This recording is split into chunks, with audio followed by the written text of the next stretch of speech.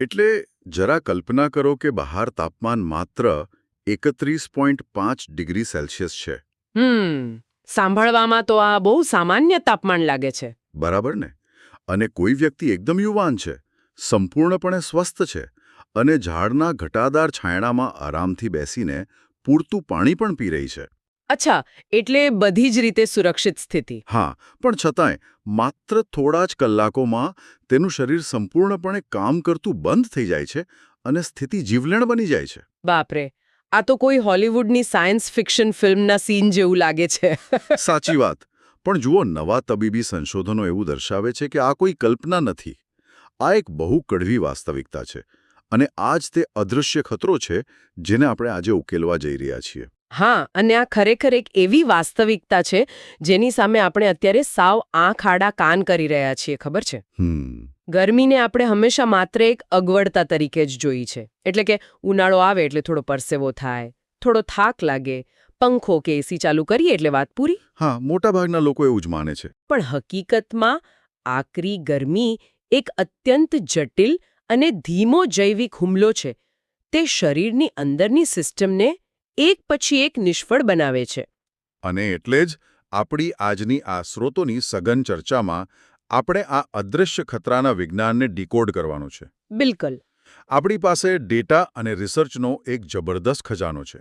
એટલે આપણે ધ ગાર્ડિયનના નવા ક્લાઇમેટ સાયન્સ રિપોર્ટ્સથી લઈને સેન્ટર ફોર ડિઝીઝ કંટ્રોલ એટલે કે CDC અને અમેરિકન રેડ ક્રોસની ક્રિટિકલ કેર ગાઈડલાઇન્સ જોઈશું. હા, અને સાથે ભગત હોસ્પિટલના તબીબી અહેવાલો પણ છે. હા, અને CSR જર્નલમાંથી આહાર સંબંધિત માહિતી, ASPCA અને સાવા વેટના પ્રાણી વિજ્ઞાનના અભ્યાસો પણ આપણે આવરી લઈશું. આટલું વૈવિધ્ય છે આપણા સ્રોતોમાં. અરે, સૌથી રસપ્રદ વાત તો એ છે કે આપણી પાસે એક ડેઝર્ટ સન 02 નામની YouTube ચેનલનો ડેટા પણ છે. પેલી જાતે બનાવી શકાય તેવી કુલિંગ સિસ્ટમવાળી ચેનલ. હા, એ જ. તેમાંથી આપણે દેશી જુગાડનો ડેટા પણ ચકાસીશું. એટલે આપણો ઉદ્દેશ એ છે કે આખરી ગરમી માનવ શરીર, આપણા પર નિર્ભર પ્રાણીઓ અને ઘરના વાતાવરણને કેવી રીતે તોડી પાડે છે અને તેની સામે રક્ષણ મેળવવાનું સાચું મિકેનિઝમ શું છે. તો ચાલો આ બાબતને વિગતે સમજીએ. હા, આટલા અલગ અલગ પ્રકારના સ્ત્રોતોને એક સાથે જોડીને જોવાનો ફાયદો જ એ છે કે આપણને સમસ્યાનું સંપૂર્ણ ચિત્ર મળે છે. કારણ કે વાસ્તવમાં ગરમી વિશેની આપણી સૌથી મોટી ગેરસમજ આપણા ઘરની દિવાલ પર લટકેલા પેલા થર્મોમીટરથી જ શરૂ થાય છે. ઉભા રહો, થોડીવાર માટે મને અહીં અટકાવવા દો. હા, બોલો. મેં ધ ગાર્ડિયનનો રિપોર્ટ વાંચ્યો. તેમાં લખ્યું છે કે આપણે ન્યૂઝમાં સાંભળીએ છીએ કે દિલ્હીમાં તાપમાન 49 ડિગ્રી સેલ્સિયસ સુધી પહોંચી ગયું અથવા યુકેમાં 40 ડિગ્રીનો ઐતિહાસિક રેકોર્ડ તૂટી ગયો. હા, લોકો એ જ આંકડાઓ જુએ છે. તો આપણે થર્મોમીટરમાં જ ગરમી જોઈએ છીએ ને? પરંતુ તમે કહો છો કે તે ગેરસમજ છે. એવું કઈ રીતે? જો, થર્મોમીટર આપણને ક્યારેય પૂરી વાર્તા કહેતું નથી. આપણે જે 49 ડિગ્રી કે 45 ડિગ્રીની વાત કરીએ છીએ ને, તે માત્ર હવાની સૂકી ગરમી માપે છે. અચ્છા. પણ સાચો અને અદૃશ્ય ખતરો વાતાવરણમાં બીજે ક્યાંક છુપાયેલો છે, જેને વૈજ્ઞાનિક ભાષામાં વેટ બલ્બ તાપમાન એટલે કે વેટ બલ્બ ટેમ્પરેચર કહેવામાં આવે છે. Wet bulb. હા. એટલે કે ગરમી અને હવામાં રહેલા પેલા ભેજનું મિશ્રણ. હા, બરાબર પકડ્યું. વેટ બલ્બ તાપમાન એ માત્ર હવાની ગરમી નથી, તે ગરમી અને હવામાં રહેલા ભેજ એટલે કે હ્યુમિડિટીનું ગણિત છે. વૈજ્ઞાનિકો આને માપવા માટે સામાન્ય થર્મોમીટરના નીચેના ભાગ પર ભીનું કાપડ વીંટાળે છે. જો બહારની હવા એકદમ સૂકી હોય તો પેલા કાપડમાંથી પાણી ધીમે ધીમે બાષ્પીભવન પામે છે. એટલે કે પાણી હવામાં ઉડી જાય છે. હા, અને એ પ્રક્રિયાથી થર્મોમીટરમાં તાપમાન નીચું નોંધાય છે. પરંતુ જો હવામાં પહેલેથી જ પુષ્કળ ભેજ હોય તો પેલું પાણી ઉડી શકતું નથી. અને આ જ ભૌતિક સિદ્ધાંત સીધો જ આપણા માનવ શરીર પર લાગુ પડે છે. સાચી વાત છે. આ બાબતને આપણે એક ઉદાહરણથી સમજીએ તો વધુ ખ્યાલ આવશે. ચોક્કસ. શું આપણે એમ કહી શકીએ કે આપણું શરીર એક કારના રેડિયેટર જેવું છે? બહુ જ સરસ ઉદાહરણ છે આ. જો, જ્યારે કારનું એન્જિન ગરમ થાય છે ત્યારે રેડિયેટરનું પ્રવાહી તેને ઠંડુ કરે છે. આપણા શરીરમાં તે પ્રવાહી એટલે આપણો પરસેવો. જ્યારે પરસેવો ત્વચા પરથી સુકાઈને હવામાં ભળે છે ત્યારે તે પ્રક્રિયા શરીરની અંદરથી ગરમી ખેંચી લે છે. આ ઉદાહરણ એકદમ સચોટ છે. પણ હવે કલ્પના કરો કે કારની બહારની હવા પહેલેથી જ પાણીથી 100% ભરાયેલી છે. એટલે કે હવામાં બીજું એક પણ ટીપું પાણી સમાઈ શકે તેમ નથી. બરાબર. આવા સમયે આપણા રેડિયેટરનું પ્રવાહી એટલે કે આપણો પરસેવો ત્વચા પરથી બાષ્પીભવન પામી શકતો જ નથી. ઓહ, પરસેવો ત્વચા પર એમ જ ચોંટી રહે છે. આપણું શરીર સતત પરસેવો કાઢ્યા કરે છે, પણ તેને કોઈ ઠંડક મળતી નથી. અંદરનું તાપમાન સતત વધતું જાય છે અને અંગો ગરમ થવા લાગે છે. અને આ જ કારણે પેન સ્ટેટ યુનિવર્સિટીના સંશોધકોનો પેલો 31.5 ડિગ્રીવાળો આંકડો આટલો ભયાનક લાગે છે? હા, એ રિસર્ચ બહુ ચોંકાવનારું હતું. મેં રિપોર્ટમાં જોયું કે અગાઉ વૈજ્ઞાનિકો એવું જ માનતા હતા કે મનુષ્ય માટે 35 ડિગ્રી સેલ્સિયસ વેટ બલ્બ તાપમાન એ છેલ્લી મર્યાદા છે. પણ નવા પ્રયોગો કહે છે કે આ મર્યાદા તો માત્ર 31.5 ડિગ્રી છે. અને તમને ખબર છે, આ પ્રયોગો કોઈ કોમ્પ્યુટર મોડલ પર નહોતા થયા. ખરેખર? તો કેવી રીતે થયા હતા? પેન સ્ટેટ યુનિવર્સિટીના સંશોધકોએ યુવાન અને સ્વસ્થ લોકોને એક ખાસ ક્લાઇમેટ ચેમ્બરમાં બેસાડીને તેમના શરીરના તાપમાન અને હૃદયના ધબકારા માપ્યા હતા. શું વાત કરો છો? જીવતા માણસો પર? હા, અને તેમને જોવા મળ્યું કે 31.5 ડિગ્રી વેટ બલ્બ તાપમાને જ માનવ શરીર તેનું આંતરિક તાપમાન એટલે કે કોર ટેમ્પરેચર જાળવી રાખવામાં નિષ્ફળ જવા લાગે છે. બાપરે! એટલે કે આપણે ધાર્યું હતું તેના કરતાં ઘણી ઓછી ગરમીમાં પણ જો હવામાં ભેજ ભળી જાય તો આપણું શરીર હાર માની લે છે. જો આપણે આ ડેટાને મોટા ચિત્ર સાથે જોડીને જોઈએ તો ક્લાઇમેટ ચેન્જ પર શા માટે આટલો હોબાળો મચ્યો છે તે સ્પષ્ટ સમજી શકાય છે. ઝુંબેશ ચાલી રહી છે તેનું મૂળ કારણ જ આ છે. બિલકુલ, કારણ કે જો તાપમાન આનાથી વધુ વધશે તો દુનિયાના ઉષ્ણકટિબંધીય વિસ્તારો જ્યાં દુનિયાની લગભગ 40% વસ્તી રહે છે તે આ જીવલેણ વેટ બલ્બ મર્યાદાને પાર કરી જશે. અને આ કોઈ ભવિષ્યવાણી નથી હો. અચ્છા. 2020ના એક રિસર્ચ મુજબ પર્શિયન ગલ્ફ અને પાકિસ્તાનના કેટલાક દરિયાકાંઠાના વિસ્તારોમાં આ 35 ડિગ્રી વેટ બલ્બ તાપમાનની સ્થિતિ થોડા કલાકો માટે ઓલરેડી નોંધાઈ ચૂકી છે. એટલે કે આ ખતરો દરવાજા પર દસ્તક દઈ રહ્યો છે. બિલકુલ. આ અદ્રશ્ય વાતાવરણ આપણા પર સીધો હુમલો કરે છે અને જ્યારે આ હુમલો થાય છે ત્યારે આપણું જીવવિજ્ઞાન કેવી રીતે પ્રતિક્રિયા આપે છે તે સમજવું ખૂબ જ રોમાંચક છે અને સાથે સાથે ડરામણું પણ છે. બરાબર. તો ચાલો આપણા શરીરની આંતરિક કામગીરી તરફ વળીએ. ભગત હોસ્પિટલનો તબીબી અહેવાલ આ અંગે એક અલગ જ દિશા બતાવે છે, ખાસ કરીને વૃદ્ધ લોકોના કિસ્સામાં. હા, વૃદ્ધો માટે આ બહુ મોટો ખતરો છે. અહેવાલમાં જણાવાયું છે કે ઉંમર વધવાની સાથે શરીરની તરસ લાગવાની સંવેદના ઘટી જાય છે. પણ મને એ નથી સમજાતું કે આવું શા માટે થાય છે. આ એક ક્રૂર જૈવિક સત્ય છે. જુઓ, આપણા મગજમાં હાઇપોથેલેમસ નામનો એક ભાગ હોય છે. આ ભાગ રક્તમાં પ્રવાહીના સ્તરનું સતત મોનિટરિંગ કરે છે. પણ જ્યારે ઉંમર વધે છે ત્યારે આ સેન્સર સાવ નબળા પડી જાય છે. એટલે કે મશીનરી જૂની થઈ ગઈ હોય તેમ? હા, એટલે કે શરીર ડિહાઇડ્રેટ થઈ રહ્યું હોય, લોહી જાડું થઈ રહ્યું હોય તો પણ મગજ પેલો તરસનો સંકેત મોકલવામાં નિષ્ફળ જાય છે. વ્યક્તિને ખ્યાલ જ નથી આવતો કે તેને પાણીની સખત જરૂર છે. અને આમાં કિડનીની ભૂમિકા પણ એટલી જ મહત્વની છે ને? મેં વાંચ્યું હતું અહેવાલમાં. ચોક્કસ. યુવાનીમાં આપણી કિડનીમાં એવી ક્ષમતા હોય છે કે જ્યારે શરીરમાં પાણી ઓછું હોય ત્યારે તે પેશાબને અત્યંત ઘટ્ટ કરીને શરીરમાં પાણી બચાવી રાખે છે. જેને મેડિકલ ભાષામાં કોન્સન્ટ્રેટ કરવું કહે છે. સાચી વાત. પણ 60 કે 65 વર્ષની ઉંમર પછી કિડનીના નેફ્રોન્સ આ કામગીરી ધીમી કરી દે છે, જેથી શરીર ન ઈચ્છતું હોય તો પણ વધારાનું પાણી પેશાબ બાટે બહાર નીકળી જ જાય છે. અને આ જ સ્થિતિમાં પેલી બ્લડ પ્રેશરની દવાઓ પડ્યા પર પાટું મારે છે. બરાબર છે. ભગત હોસ્પિટલનો રિપોર્ટ જણાવે છે કે વૃદ્ધોને અપાતી ઘણી દવાઓ, જેને ડાયુરેટિક્સ કહેવાય છે, તેનું મુખ્ય કામ જ શરીરમાંથી વધારાનું પ્રવાહી અને મીઠું બહાર કાઢીને બ્લડ પ્રેશર ઘટાડવાનું છે. હા, એ દવાઓ તો પાણી કાઢવાનું જ કામ કરે છે. એટલે કે એક તરફ મગજ તરસનો સંકેત નથી આપતું, કિડની પાણી જાળવી શકતી નથી અને ઉપરથી દવાઓ શરીરમાં રહેલું થોડું ઘણું પાણી પણ નીચોવી રહી છે. આને કારણે જ ડિહાઇડ્રેશન ખૂબ ઝડપથી થાય છે. તેના લક્ષણો કેવા હોય છે? તેના પ્રાથમિક લક્ષણોમાં ઘાટા પીળા રંગનો પેશાબ આવવો અથવા તો ખુરશી પરથી ઊભા થતી વખતે અચાનક ચક્કર આવવા જેવી બાબતો જોવા મળે છે. અને જો આ સમયે ધ્યાન ન આપવામાં આવે તો સ્થિતિ 2 ગંભીર તબીબી બીમારીઓ તરફ દોરી જાય છે, જેની માર્ગદર્શિકા CDC દ્વારા આપવામાં આવી છે: હીટ એક્ઝોશન અને હીટ સ્ટ્રોક. અરે હા, આ બે વચ્ચેનો તફાવત જાણવો ખરેખર જીવનમરણનો સવાલ બની શકે છે. હીટ એક્ઝોશનમાં શરીર હજુ પણ લડી રહ્યું હોય છે, ખરું ને? હા, હીટ એક્ઝોશન એ ચેતવણીનો તબક્કો છે. તેમાં શરીર ગરમી બહાર કાઢવા માટે સખત મહેનત કરતું હોય છે. એટલે કે પુષ્કળ પરસેવો થતો હોય? હા, વ્યક્તિને પુષ્કળ પરસેવો થાય છે, હૃદય ઝડપથી ધબકે છે, પણ નાડી નબળી પડી જાય છે. અને સૌથી મહત્વનું લક્ષણ, ત્વચા એકદમ ઠંડી અને ચીકણી લાગે છે. પણ હીટ સ્ટ્રોક એ સંપૂર્ણપણે અલગ જ સ્થિતિ છે. તેમાં શરીરનું તાપમાન 103 ડિગ્રી ફેરનહીટથી ઉપર જતું રહે છે. બિલકુલ. અને સૌથી ડરાવણી વાત એ છે કે આ સ્થિતિમાં શરીરને પરસેવો થતો જ બંધ થઈ જાય છે. ત્વચા એકદમ લાલ, ગરમ અને સૂકી પડી જાય છે. આ તબક્કે શરીરની આંતરિક થર્મોસ્ટેટ સિસ્ટમ સંપૂર્ણપણે ખોટકાઈ ચૂકી હોય છે. શરીર પાસે હવે ઠંડા પડવાનું કોઈ સાધન બચ્યું જ નથી. મગજ અને અન્ય મહત્વપૂર્ણ અંગો અંદરથી ગરમીથી શેકાવા લાગે છે. જુઓ, અહીં એક બાબત એવી છે જેણે મને ખરેખર ઊંડા આશ્ચર્ય અને મૂંઝવણમાં મૂકી દીધો છે. શું?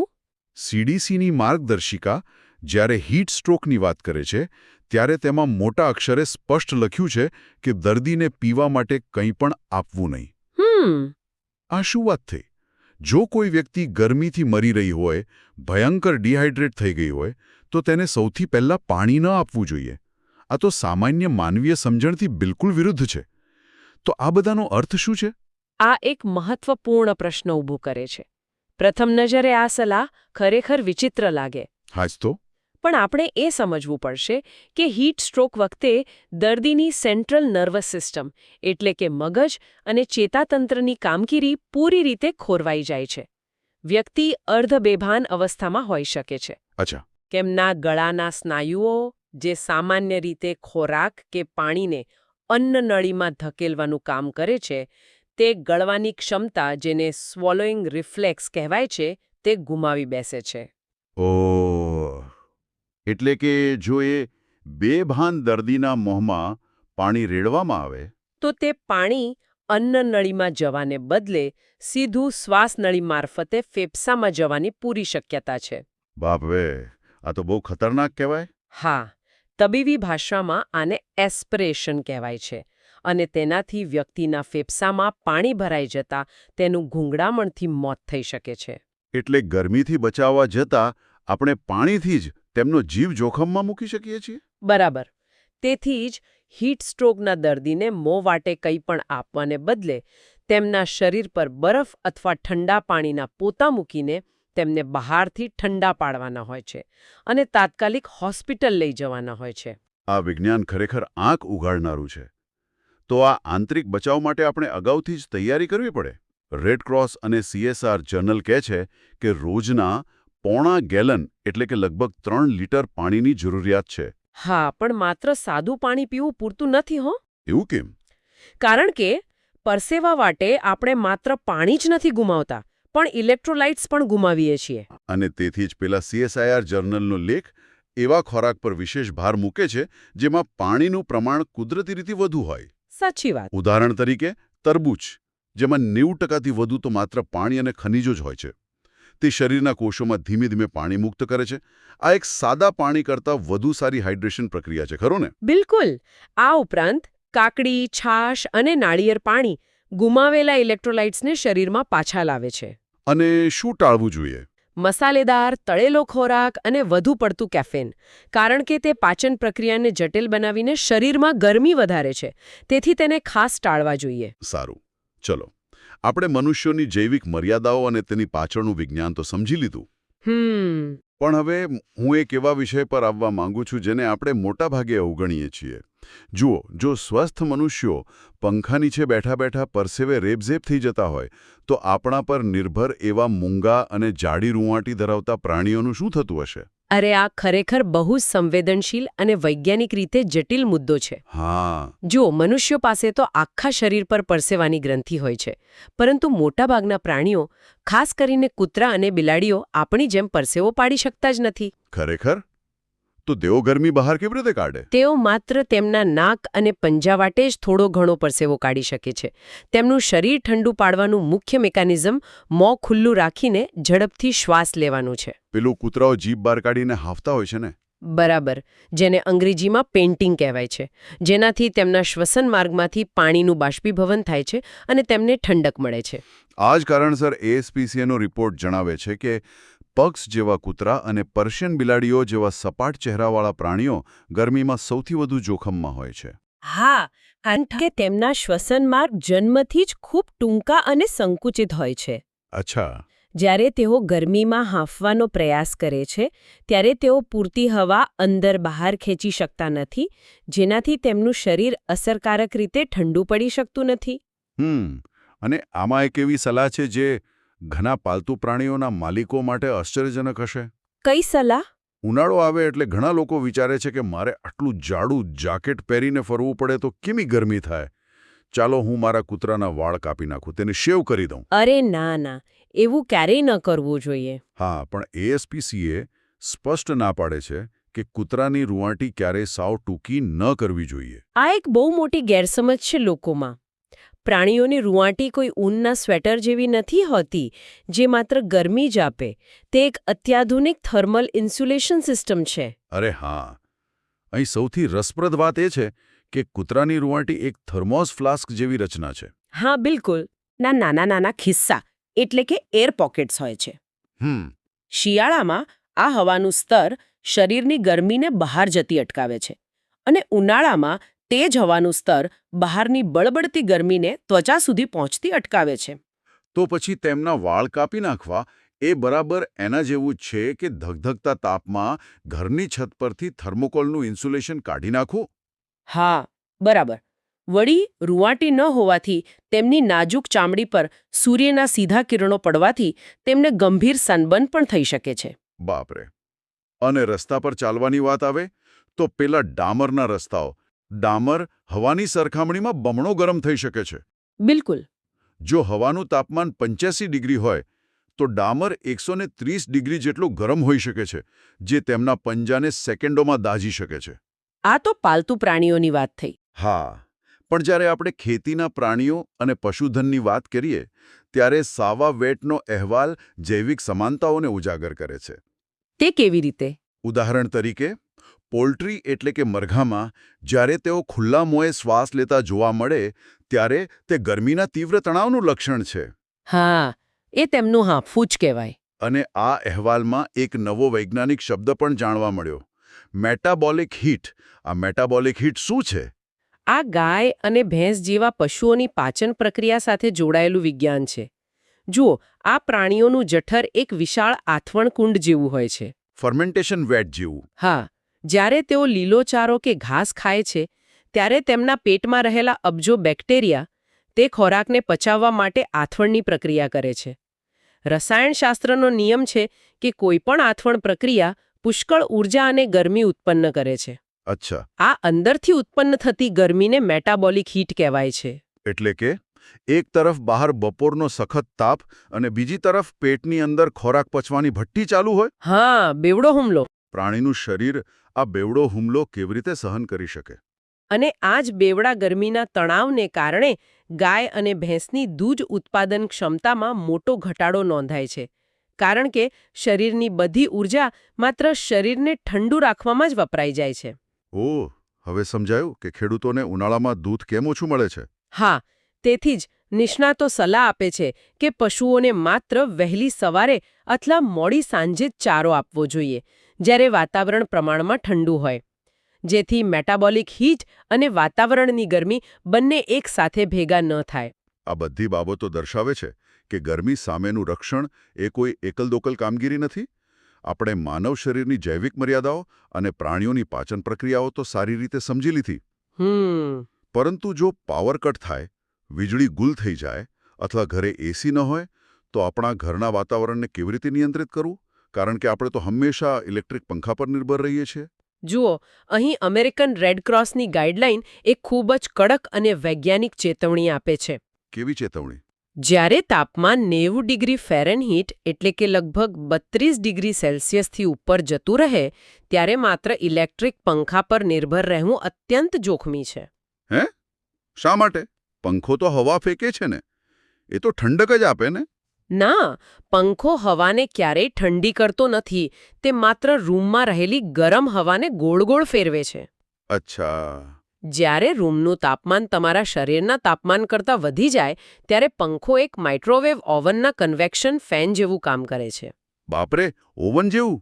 હા, તે તમારા શરીર પર સીધી ગરમ હવા ફેંકે છે, જેનાથી પરસેવો તો ઝડપથી સુકાય છે, પણ સાથે સાથે શરીર વધુ ગરમ થાય છે અને ડિહાઇડ્રેશન ખૂબ ઝડપથી થાય છે. આવા સમયે પબ્લિક કુલિંગ સેન્ટર કે લાઇબ્રેરી જેવી એસીવાળી જગ્યાએ જવું જ હિતાવહ છે. પરંતુ દરેક પાસે આવી જગ્યાએ જવાની સગવડ હોતી નથી ને. સાચી વાત છે. અને ત્યાં જ પેલી યુટ્યુબ ચેનલ ડેઝર્ટ સન 02 ના જાતે બનાવો એટલે કે DIY કુલિંગ સિસ્ટમના આઈડિયા કામ આવે છે. મેં એ વિડીયોના ડેટા જોયા હતા. તેમાં શું બતાવ્યું છે? એમાં ઓછા ખર્ચે બનતા એવા ઇવેપોરેટિવ કુલરના ઉદાહરણો છે. એકદમ સાદો દેશી જુગાડ. ડેસ્ક પર કામ કરતી વખતે ટેબલ ફેનની જાળી પર હેંગરની મદદથી એક ભીનો ટુવાલ લટકાવી દેવો. અચ્છા. વિડીયોમાં દર્શાવ્યા મુજબ તે 80 ડિગ્રીની હવાને 65 ડિગ્રી સુધી નીચે લાવી દે છે. બીજો પ્રયોગ 5 ગેલન પ્લાસ્ટિકની ડોલવાળું કુલર છે. અને એક સુપર કુલર પણ છે, જેમાં માછલીઘરના પંપ અને PVC પાઇપનો ઉપયોગ કરીને પાણીનું સતત વહેણ બનાવવામાં આવે છે, જે 82 ડિગ્રીના રૂમને 66 ડિગ્રી સુધી ઠંડો કરી દે છે. આ તો બહુ રસપ્રદ છે. પણ પ્રામાણિકપણે કહું તો મને અહીં થોડી શંકા થાય છે. શું ખરેખર એક સાદી પ્લાસ્ટિકની ડોલ, થોડી પાઇપ અને એક ભીનો ટુવાલ 90 કે 100 ડિગ્રીના બળબડતા તાપમાનમાં કોઈનો જીવ બચાવી શકે? તમને એવું લાગે છે કે આ કામ નહીં કરે? હા, મને તો એવું જ લાગે છે કે આ માત્ર યુટ્યુબ પર વ્યૂઝ મેળવવા માટેનો એક મનોરંજક સાયન્સ પ્રોજેક્ટ છે. અહીં આકર્ષક બાબત એ છે કે તમારી શંકા વ્યાજબી છે, પણ આ કોઈ જાદુ કે યુટ્યુબની ટ્રીક નથી. આ શુદ્ધ ભૌતિક વિજ્ઞાન છે. એવો? હા, જેને લેટેન્ટ હીટ ઓફ વેપોરાઇઝેશન કહેવાય છે. આ સિદ્ધાંત કેવી રીતે કામ કરે છે? થોડું સરળ ભાષામાં સમજાવશો? ચોક્કસ.